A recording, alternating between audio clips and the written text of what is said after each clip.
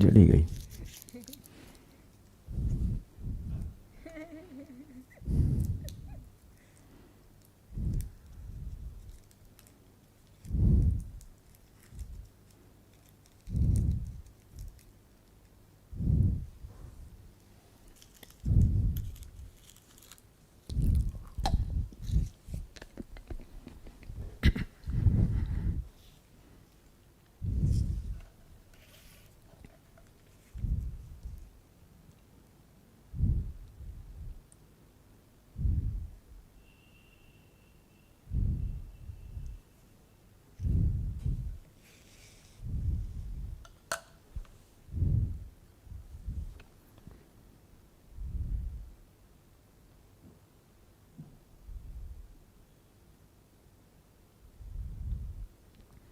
Om Sahana Bhavatu Sahano Bhunaktu Sahaviryam Karavavahai Tejasvinavadhitamastu ma Vidvishavahai.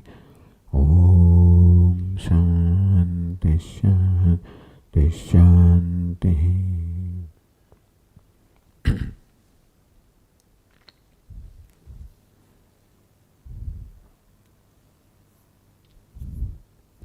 Pranam Swamiji, delighted to be in this camp. Thank you for this great opportunity. I have two questions. How does one withdraw consciousness from three states? Is this one's identification, understanding?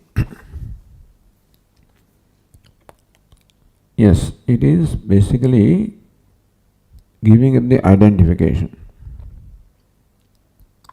What happens naturally when you fall asleep is the identification of the gross body goes away, the subtle body goes away, although identification with the causal body remains. And this is what by Atma Anatma Viveka or the Avasthatraya Viveka. Avasthatraya Sakshi San. That I am the witness of the waking. I am the witness of waking, that's enough. That's also witness of the dream. There is no Viveka in the dream. But basically, Drik Drishya Viveka, and the Drashta different from the Drishya. So that is how recognizing oneself as distinct from this upadhi. That is the Viveka or discrimination or separation of the self from the upadhi has to be done. What happens naturally in our day-to-day life is what we have to do consciously. And then I have the freedom not to think about the body. When I am not identified with the body no more draws my attention. When not identified with the mind also does not draw attention. Thus, I have to acquire that capability of withdrawing my mind or my awareness from the gross and the subtle bodies. So this is what needs to be done in order for me to own up my true nature. Recognizing that the gross and subtle bodies are anatma, and with that awareness to cease to identify with them, and then let them go from my consciousness, my thinking. That leaves me by myself. And this Upanishad teaches that the consciousness that you are the Turiya, Adhishthanam, you are Brahman. So, yes, it is identification which we have to give up. And with that, also give up the preoccupation with the gross body, preoccupation with the subtle body. Shanaihi uparamet buddhya dhriti grihitaya atmasamsam manakritva na kinchina vichintayet. Lord Krishna says, slowly and slowly, uparamet, may one withdraw atmasamsam manakritva, and making the mind abide in the atma, remain there.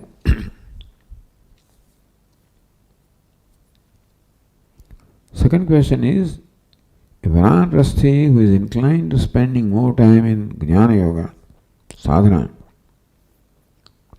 can she spend time in japa and nididhyasanam against Kayika Puja along with scriptural study? Or is there any stipulation that one should perform Kayika Puja being in Grihasthashrama?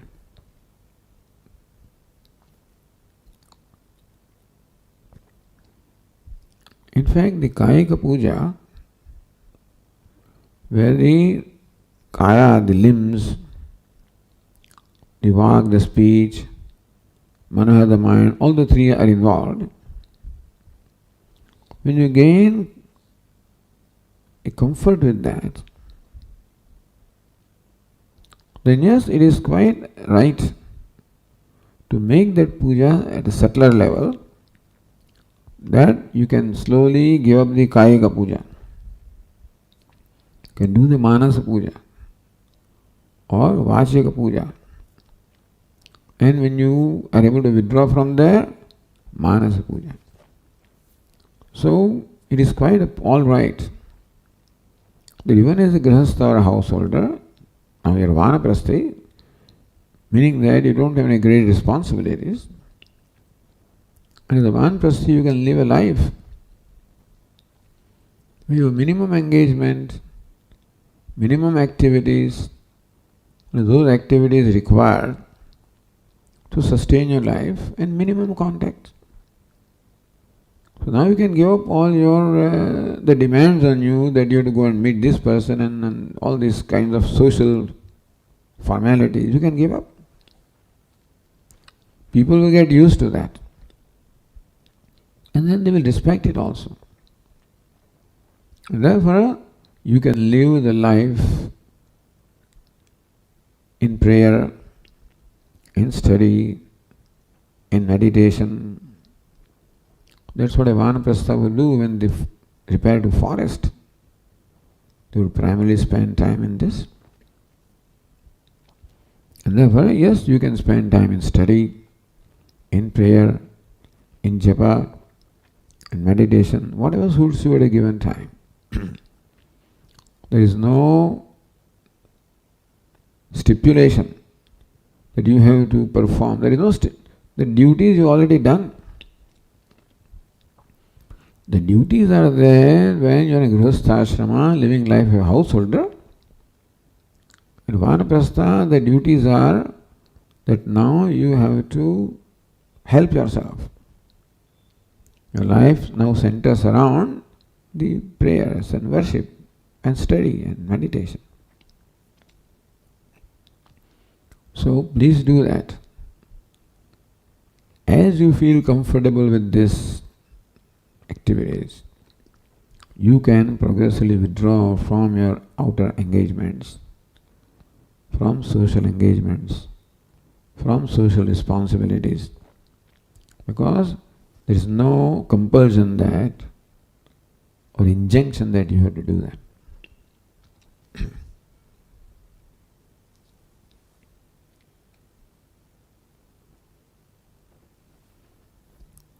In an environment where social media and news propaganda controls our interactions and shapes our thoughts and actions, meaningful interaction is minimized. Sri Aurobindo said that the Bharata's biggest problem is the decline in the intellect. How does one function in such an environment as purpose for activity has ceased as individuals are too caught in mundane functional tasks?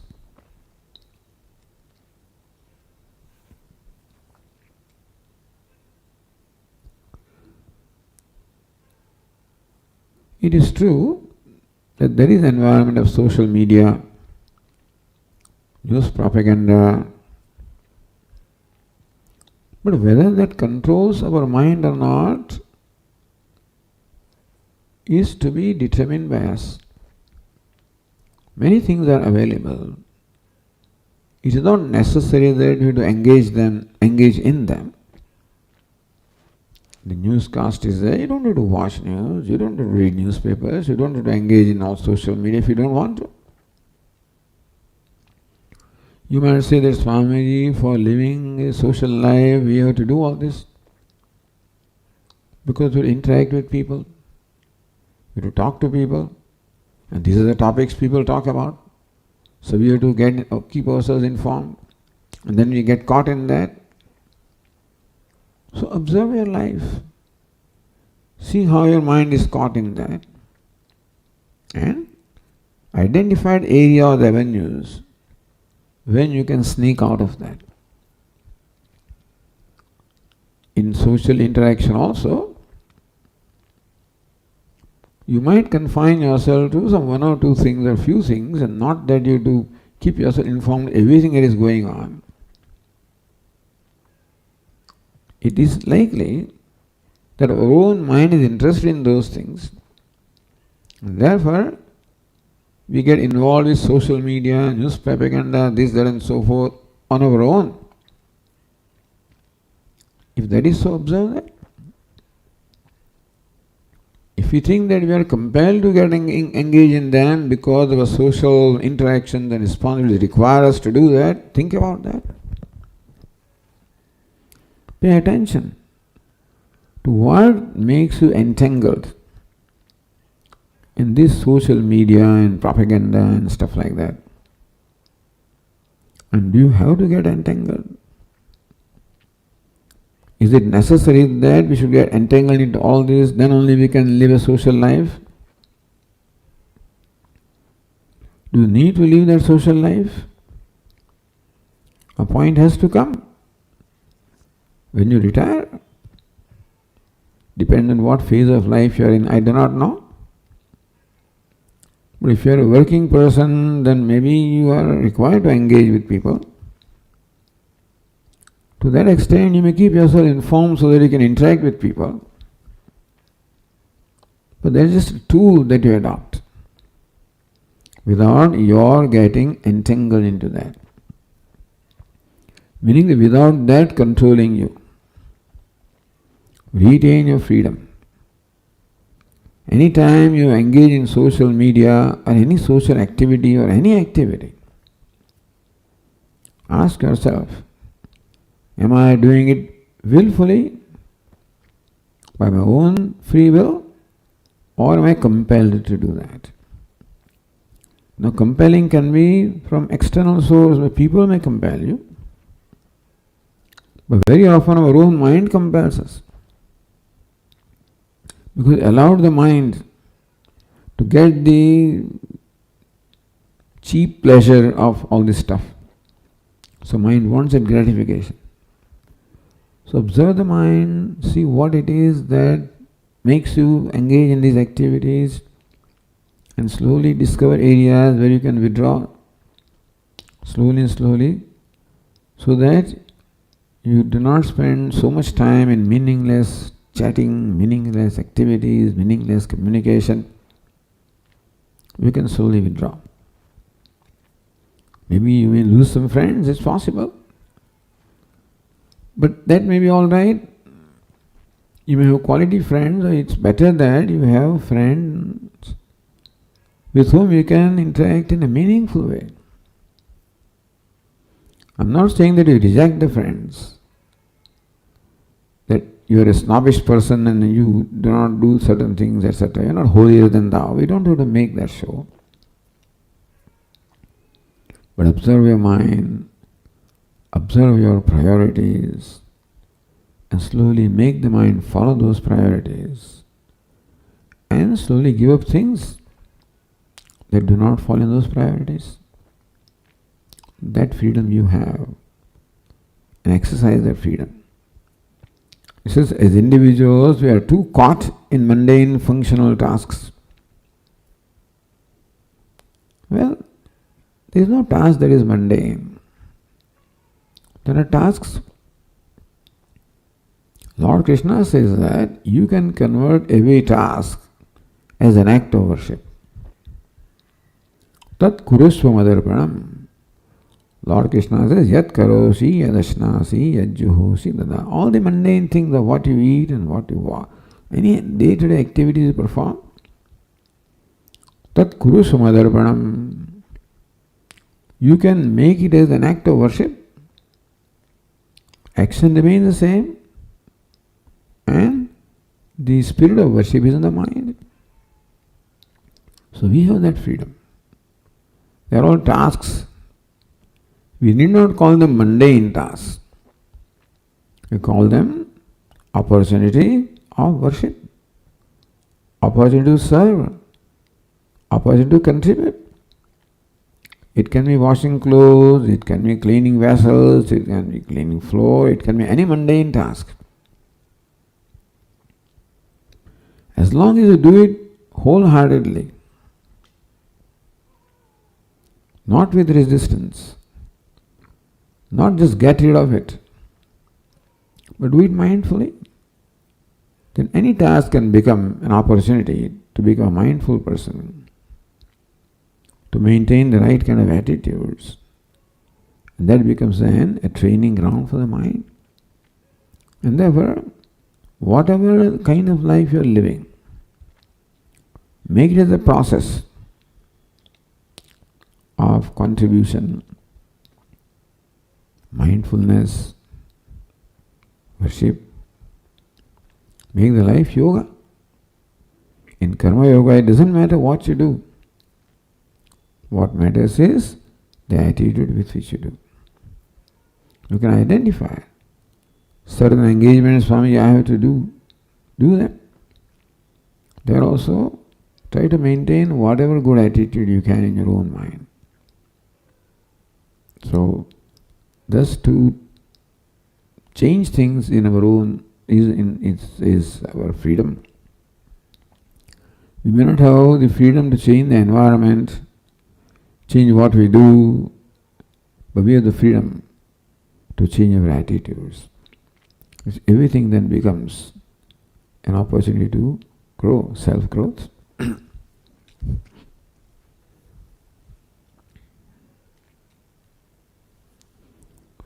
Swamiji, I have been listening that Shravanam, Mananam and Nididhyasanam are the three practices to be followed as sadhana.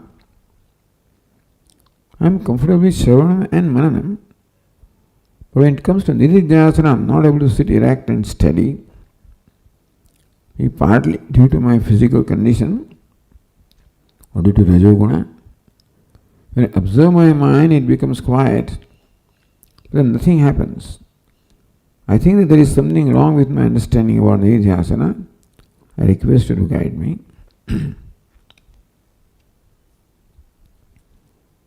Yes, I can understand the difficulty of Nididhyasana meditation. In Shravanam, so Shravanam and Mananam are activities that you enjoy. You listen to Vedanta, it gives you an understanding.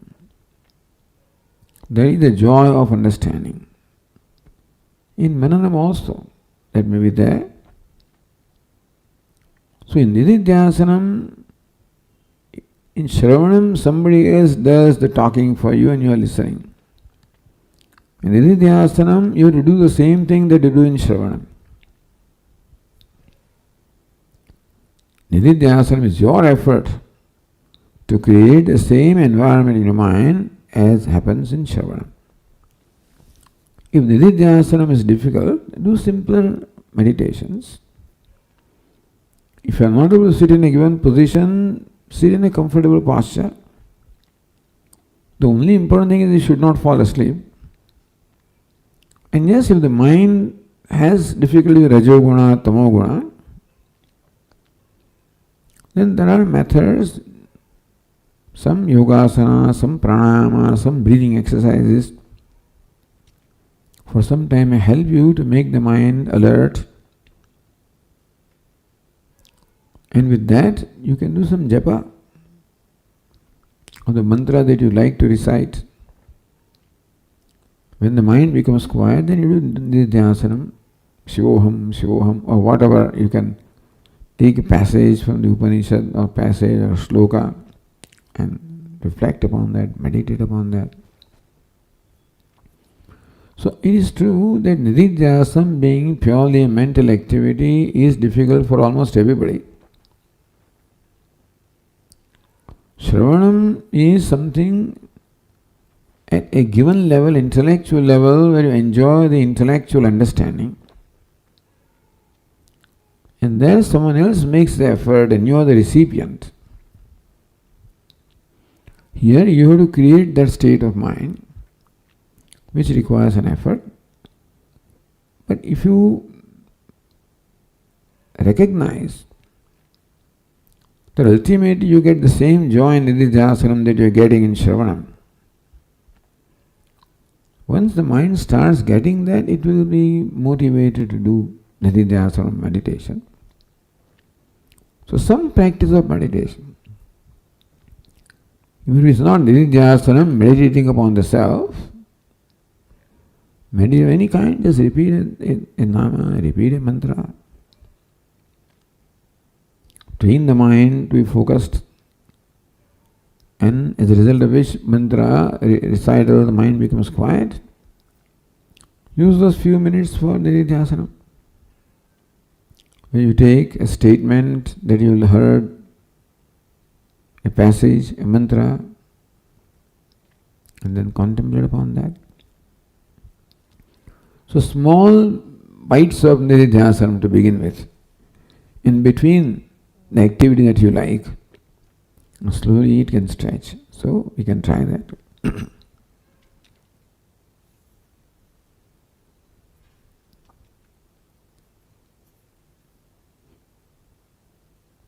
Now the questions from the 2-year course students. Swamiji, if Upanishad is prakarana, then how do we differentiate it from other prakarana granthas like Tattva? Could Swami please clarify this?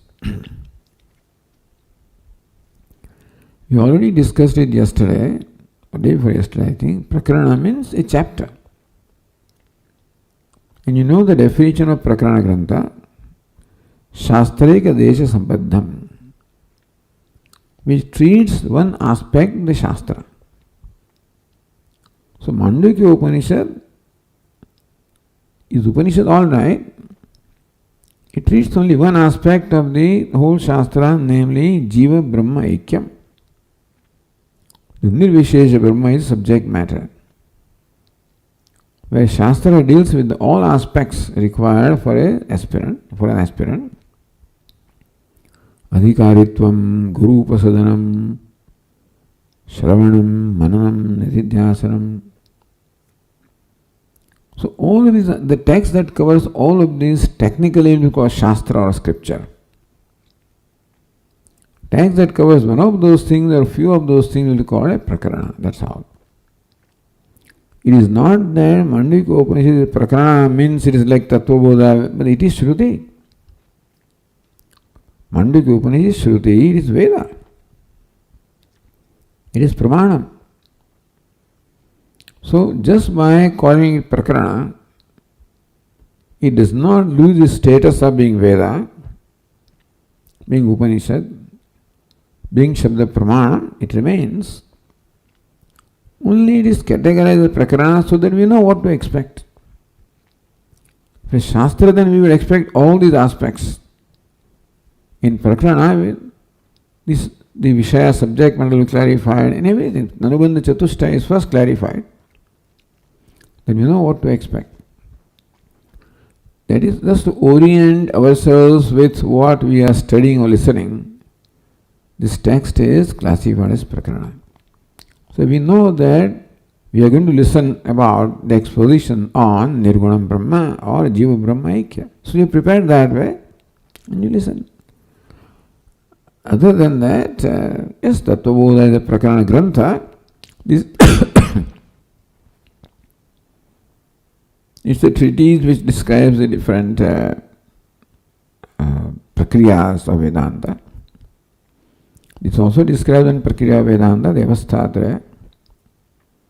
So in that sense it is prakarana. It's very profound. So profound that no other than says Gaudapada Acharya, thought it fit to write 215 verses called Karika. They show the profoundness of this Upanishad. Mandukam evalam mumukshunam moksha siddhe. Ekam evalam Mandukya alone is sufficient for securing moksha of the mumukshu, so it is said. So why I call it prakaranam, its status is not lowered. It is just for our understanding how to relate to this text. That's the whole idea there.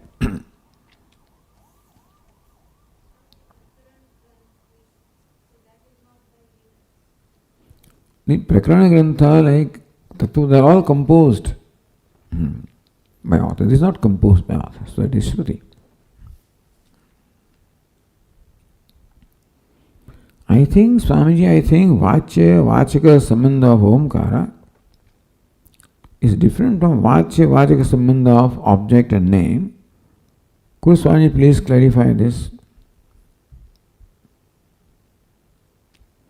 I think Vachya Vachaka Sambandha is the same. Vachaka means name. Vachya is what is named. What is Sambandha? That when the name is uttered, the object denoted by a name or a word also shines in your mind. Or when the object shines in your mind, this corresponding names also shines. In that sense, both of them are inseparably related. So wherever, whether it is Om or M, Om is a name also. Tasya vachaka pranava. Omkara is a name of Brahman. And therefore, it can also, when a name is uttered, the consciousness of Brahman will take place. Except, as we said, that for the connection of Vachya and Vachaka to take place, we have to prepare our mind to create right samskara or right preparation. For ordinary objects as parts, also we should have the samskara or the training of the language and familiar with the object. So that in our mind already there is a connection between the word part and the object part. That connection is already existing, therefore, when the word is uttered, the object shines. When the object shines, the word shines. Similarly also with Omkara, what is meant by Omkara being Vachaka of Brahman or Ishvara, is that same similar connection exists, that the utterance of Omkara or thinking of Omkara also will bring about the cognition of Brahman or the knowledge of Brahman. But just as for the word part, to bring about the thought of the form of the part, we have worked to establish that connection. So you have to work to establish that connection. Antaka Shuddhi, Shravanam, Mananam, Nididhyasanam, all the effort is to connect the Vachya and Vachaka. Otherwise, the relationship is similar. Could Swamiji please explain how to understand oneness of Vaishvanara and Vishwa? The difference between Vaishvanara and Vishwa is one in dimension. True. Vaishvanara is the cosmic person. Vishwa is the individual person. But the sameness is in terms that both are persons. Therefore, Vaishvanara is called Saptanga, having all the 7 different limbs. He also has a head and feet and the body and the eyes and the breath and the bladder, just as Vishwa, the individual, has. So in that sense, with difference in dimension, there is oneness as far as it being a person. One is a person of small dimension, other is a person of vast dimension. Like a drop of water an ocean of water, ocean of water. Yes, the dimensions are different, but as much as they are water, there is oneness. And therefore, Vishwa or the individual can be looked upon. Therefore, there are meditations in the Vedas where you superimpose ideas of totality upon yourself. You identify your head with heaven, your feet with earth, and your breath with wind, and your eyes with sun, and imagine that I am the cosmic person. There are these meditations. Meaning that by those meditations, it is possible to establish actual oneness, that you can become Vishwanara in your mind. So that way there is oneness between Pinda and Brahmanda, that they are made of same material. They perform similar functions, only the dimensions are different. In that sense, the Vishwa and Vishwanara are one. Not the same, but similar. So, what to do with Vaishwa? Therefore, when you give up identification of Vishwa, the individual, the identification Vaishwanara also is given up. When identification, the individuality is given up, the identification totality also is given up. So no separate effort is required for the giving up these two identifications. In that sense also, there is oneness between Vishwa and Vaishwanara. Thank you. Om. Om Purnamada Purnamidam Purnat Purnamudachyate Purnasya Purnamadaya Purnameva Vasishyate. Om Shanti Shanti Shanti. Hari Om. Shri Gurubhyo Namaha.